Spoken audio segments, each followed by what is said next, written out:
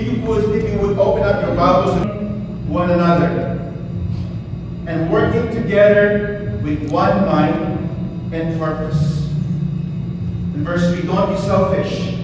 Don't try and die a criminal's death on a cross. In verse 9, therefore God had elevated him to the place of highest honor, now in heaven and on earth and under the earth, and every tongue shall confess that Jesus Christ is Lord, to the glory of God the Father. Blessed be the reading of God's word. Father God, we thank you for the day. Grow up, grow old. Mindset. Focus on growing, because as we grow, we change. Just like Paul said this, when I was a child, I talked like a child, I speak like a child, I walk like a child. But when I grow up, I change. I no longer do the childish things. Amen. Amen. I'm not here to change you.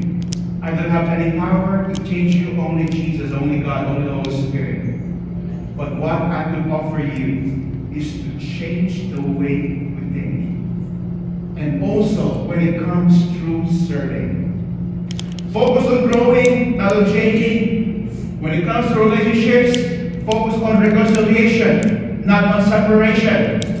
And when it comes to prayer, focus on your relationship with God, not on what you could get with God. I've been working in a company, a semiconductor company, for the last 30 years. 25 years here in the US and 5 years overseas. And it was a long time. It is one of the blessings that God gave me. That's why we are here in the US. It changed my life, changed my family's life. And I'm so grateful that God, has used this, I would call it a work ministry that allowed me to serve the Lord in His kingdom and also providing for the needs of my family. And one of the things that I do at work is I would oversee, I would manage a small group. We have to apply what we know and what we have learned in life, especially in our spiritual life, by serving. You would see me and I would see revelations, enlightenment from the scriptures when I'm actually out there interacting, serving, moving, walking with God's people. So, my encouragement, change the way you think. Be transformed by the renewing of your mind. I know by default, all of us wants to be served, right? That's why many would shop for wonderful churches, right? In Arizona, even the US, there's plenty of beautiful, wonderful, mega churches that you have everything that you ever want in a church. They got coffee. Where's that coffee? We used to have coffee before, but we found out it means to be a servant. In fact, in what we have read a while ago, when He came in, He did not came in with a purpose of being served, even though He is God. He left behind His glory and took on the role. The word it says there is the role of a slave. Imagine that. Slave today is not a good word. Slave today in this third time is a very condescending word. Nobody wants to be called a slave. To come is not to be served, but serve.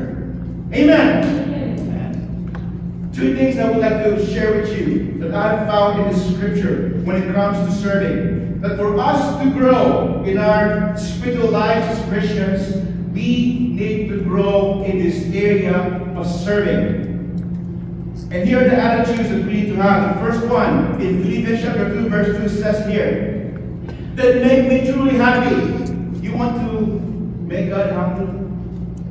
Whenever He sees us, as our Father, oh, that is my child. Oh, that's Joseph. That's mine. He carries my name. Oh, it's Mercy. Oh, that's my girl. I'm happy whenever I see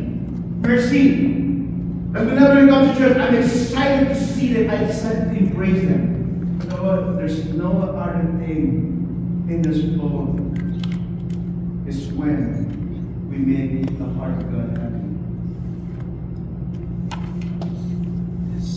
And when you experience that, you will experience the joy, the unspeakable joy.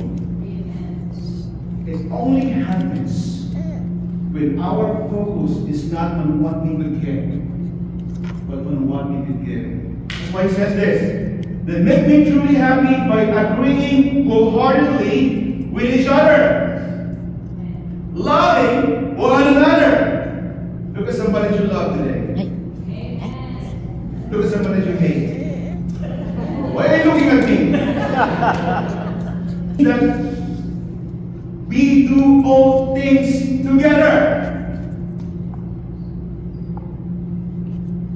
Not just Brother Joseph, not just Reinhard, not just Pastor Dwight, but what makes God's heart glad and joyful when we see all His people serving together in unity, where their main focus and their main mindset is not on what they could get, but on how they could serve. Because we are meant to work together. The church, we as a church, we are always pictured as a body. Amen. Some of us are the head. You might say the senior pastor, probably he's the head, his wife is the neck. Because wherever the neck goes, the head goes too. If she tells me, wear something red, I will wear red. Because that's what the neck tells me. That's why the head goes there too, right? Okay, probably they did not understand what I'm saying. Some of us are probably the hands. And one of those in unity, in the faith and in the knowledge of the Son of God, and become mature. Say with me, become mature. Attaining to the whole measure of the fullness of Christ, which, in other words, full maturity of the body of the church comes when the body, the people of God, are being equipped so that they will be able to do the works of the ministry. Guess what? Who does the work of the ministry? It is not just the pastor, not just Pastor Dwight, but all of us. Our job, my job, is to equip you, train you, prepare you, so that every single one part of the body knows how to walk, knows how to jump, knows how to speak, knows how to reach out. Amen. Because God's heart is for Him to see His people serve in unity. My goodness, I only have 5 more minutes. And I forgot, I thought we have lunch today. I was preparing for a 2-hour service. But I'm going to rush it up. Second thing is this. But before we go there, one of the great signs of unity in the church is when everyone are serving together.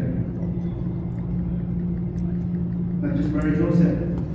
I'm so glad for this man, even Brother right now, who works of the ministry with us. Amen. And one of the great signs of unity is when we are serving together. Amen. Amen. In verse 3, it says here, don't be selfish, don't try to impress others, but be humble, thinking of others as better than yourselves. Come on, look at the person who's better than you. Look at them. Where are they? Look at the person who's better than you. You guys are all looking to me. Again. In other words, serve with humility. Serve with a humble heart. And being humble involves having a right perspective about ourselves. And being humble doesn't mean that we should put ourselves down. It's called false humility. Humility means not thinking of yourself less. Oh no. I'll say it again. Humility means not thinking less of yourselves, but thinking of yourselves less. You get it? Same words. You are the obra maestra of our hero, of our Dios, of our God. You are the apple of His eyes. Start thinking, I can do all things through Christ who strengthens me. Amen. Amen. Hallelujah. Humility means not thinking less of yourself, but thinking on yourselves less. In other words, start thinking of others first. Not just America first. Okay, let's better put it up.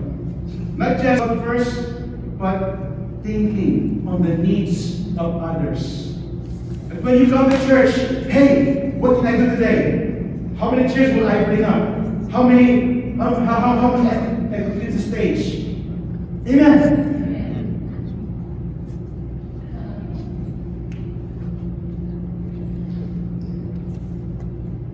Chapter 4, verse 2 says here, don't look out only for your own self-interest, but take an interest of others too.